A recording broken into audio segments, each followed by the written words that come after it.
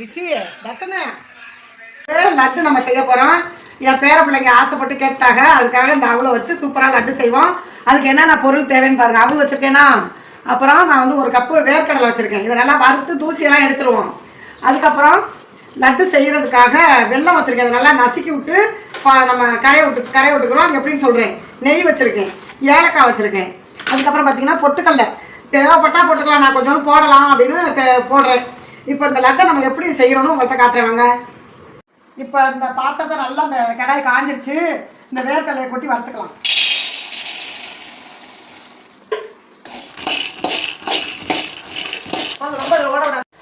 இப்போ நல்லா அவளை வந்து இது போல் பொண்ணு போல் நல்லா வறுத்துக்கிறணும். பொண்ணு ரோலாக அப்போ தான் நம்ம மிக்சியில் அடிக்கும்போது சூப்பராக இருக்கும். இப்போ அவள் நல்லா வறுபட்டுருச்சு, ஆற வச்சுக்கிடுவோம். நல்லா வறுத்து நல்லா அந்த இதெல்லாம் நசுக்கி விட்டு புடச்சி எடுத்துக்கிட்டோம் தோலெல்லாம். இப்போ மிக்சி ஜாரில் போட்டுக்கிறோம்.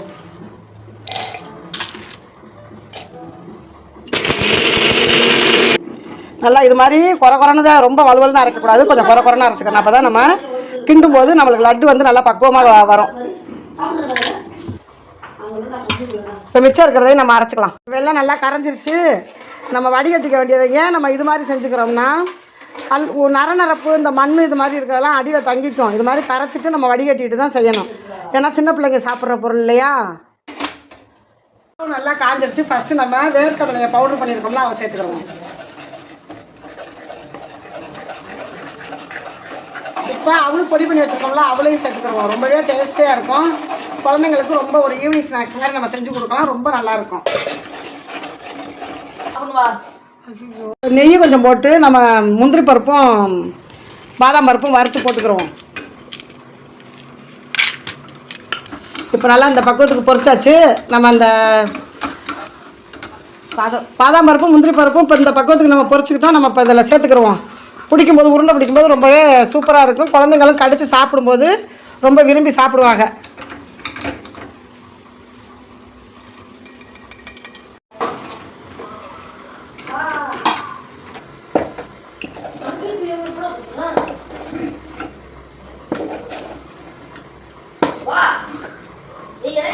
இந்த மாதிரி உங்களுக்கு எந்த அளவுக்கு லட்டு தேவையோ அந்த அளவுக்கு நீங்கள் உருட்டிக்க வேண்டியது. ரொம்பவே சூப்பராக இருக்கும்.